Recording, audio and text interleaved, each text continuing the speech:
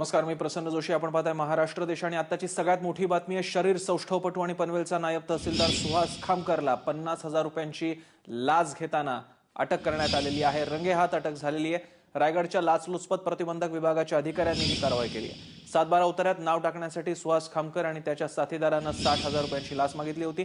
आपले प्रतिनिधी अविनाश पाटील आपल्याला याविषयी अधिक माहिती देत आहेत. अधिक काय माहिती आहे याबद्दल? सुहास खामकर जे आहेत ते प्रसिद्ध शरीर सौष्ठव आहेत, जे महाराष्ट्र त्यांनी मिळवला होता आणि त्यानंतर याच्यावरती गेल्या वर्षी ते पनवेलचे नायब तहसीलदार म्हणून जॉईन झाले होते पनवेलला. आणि आपण पाहिलं असेल की आताच काही वेळापूर्वी त्यांना लाच घेताना अँटी करप्शनने अरेस्ट केलेली आहे. रायगड अँटी करप्शन एसीपी आहे, त्यांनी ही धाड टाकली होती. सुहास खामकर यांनी आपल्या सहकार्याच्या माध्यमातून जे तक्रारदार आहेत त्यांच्याकडे 7/12 उतार्यामध्ये नाव ऍड करण्यासाठी, नाव टाकून घेण्यासाठी 60,000 रुपये मागितले होते. अखेर या ठिकाणी 50,000वरती हा मामला फिट झाला आणि त्याच्यानंतर सुहास खामकर यांनी आपल्या सहकार्याच्या माध्यमातून हे 50,000 घेण्याचा प्रयत्न केला असता रायगड अँटी करप्शनने त्यांना रंग्यात पकडलेला आहे. आता त्यांच्या पनवेल तहसीलदार कार्यालयामध्ये नुकताच थोड्या वेळापूर्वी कारवाई चालू असून सध्या या ठिकाणी ती सर्व प्रोसेस चालू आहे. या ठिकाणी सुहास खामकर आणि त्याच्या सहकार्यांना अँटी करप्शन ताब्यात घेतले जातात. याच्या नंतर आता याच्यावरती काय कारवाई केली जाईल असं वाटतं? कारण छत्रपती पुरस्कार विजेता आहे सुहास खामकर, तो पुरस्कार परत घेतला जाईल का आणि आता त्याच्यावरती कारवाईचं स्वरूप काय असेल?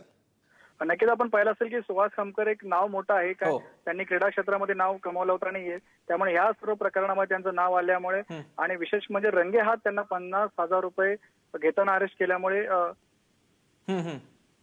त्यामुळे आता ह्या कुठेतरी क्रीडा क्षेत्रामध्ये नाराजी व्यक्त केली जाते, त्याचबरोबर सर्वसामान्यांकडून नाराजी व्यक्त केली जाते. त्यामुळे त्यांना जो काही पुरस्कार वगैरे दिले या संदर्भात कुठला आता आवाज उठतो किंवा त्या संदर्भात आता महाराष्ट्र शासन पुढचं काही पाऊल उचलते का ते पाहणं गरजेचं आहे. विनायक, हा सगळं प्रकरण कधी घडलेलं आहे? हे या आधी आजचाच एक इन्सिडेंट होता की याच्या पूर्वी सुद्धा हळूहळू हा सापळा रचत करण्यात आला होता? नेमकं काय झालं? हा, 1 तारखेला सुहास खामकर यांच्याकडे ही जी मागणी करण्यात आली होती तक्रारदारांकडून, तक्रारदार त्यांना 1-2 वेळा भेटले होते. त्याच्यानंतर त्यांना 1 ऑगस्ट रोजी हा सर्व प्रकार त्यांच्याकडे पैशाची मागणी केली होती.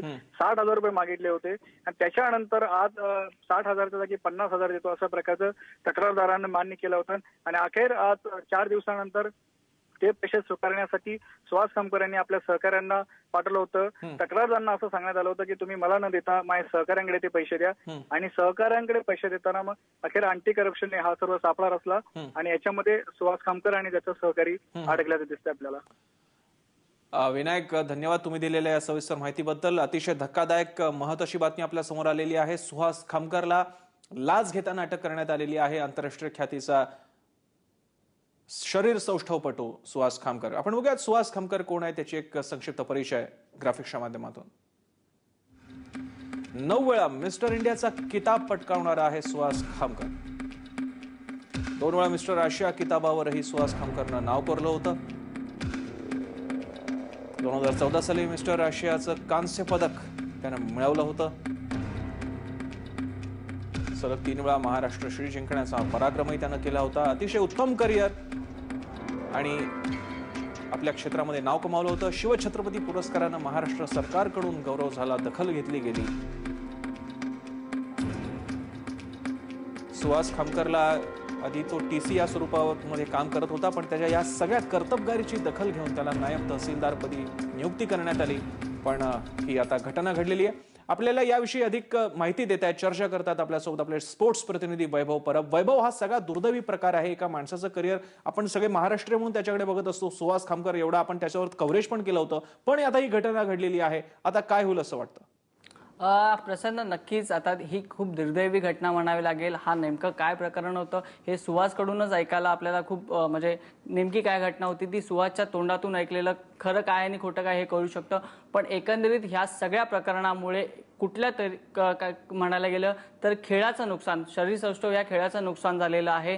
कारण का सुहास खामकर ही बरेच जे उभरते बॉडी बिल्डर्स आहेत त्यांचं एक रोल मॉडेल म्हणून सुहास खामकरकडे बघितलं जातं. सुहास खामकरनं फेसबुकवर गुड मॉर्निंग जरी टाकलं तरी एक 25,000 ते 30,000 त्याला रिप्लाय जातात. म्हणून एक रोल मॉडेल हा सुहास खामकर सगळ्यांचा आहे. सर्वात जास्त काळ नक्कीच वैभव, अतिशय हे असं दैदिप्यमान करिअर आपण सुद्धा मगाशी ग्राफिक्सच्या माध्यमातून बघितलं. पण काय सांगशील त्याच्या आयुष्यातले टप्पे, त्याचे कष्टातून वरती आला होता तो, पण आता ही घटना घडलेली आहे. कशा प्रकारे त्याचा करिअर ग्राफ बघतोस तू? नक्कीच तो कोल्हापूरच्या मातीत एक घडलेला असताना मुंबई श्री त्याने पहिला किताब जिंकला. मुंबई श्री नंतर महाराष्ट्राच्या दिशेने तो वळला. महाराष्ट्र श्री तब्बल 3 वेळा तो जिंकला. महाराष्ट्रातला सर्वात नावाजलेला बॉडी बिल्डर म्हणून सुहास खामकरकडे पाहिलं जात होतं. सर्वात जास्त काळ तग धरून बॉडी बिल्डर राहत नाहीत, पण सुहास खामकरनं ती किमया साधली. सुहासनं तब्बल 9 ते 10 वर्ष महाराष्ट्र श्रीच्या माध्यमातून तो खेळत गेला. मिस्टर इंडिया 9 वेळा झाला. खरं तर मिस्टर इंडिया 9 वेळा होण्याची ही कर्तबदारी कोण करू शकत नाही, पण सुहासनं ती करून दाखवली. बरेच परिश्रम करत सुहास वरपर्यंत आलेला होता. नुकतंच त्याने 2014 साली कांस्य पदकावरही आपलं नाव कोरलं. सुहास खामकर एक खूप मेहनती असा एक खेळाडू आहे, पण कुठल्या तरी कारणास्तव तो त्याच्या अग्रेसिव्हपणामुळे म्हणा किंवा त्याच्या काही अनेक कारणांमुळे तो नेहमी वादग्रस्तच राहिला होता. बॉडी बिल्डिंगच्या स्टेजवर तो एक उत्तम खेळाडू म्हणून असायचा, पण बॉडी बिल्डिंगच्या स्टेज खाली जेव्हा उतरायचा तेव्हा त्याचं एक वादग्रस्त व्यक्तिमत्व सर्वांसमोर येत होतं. प्रसन्न.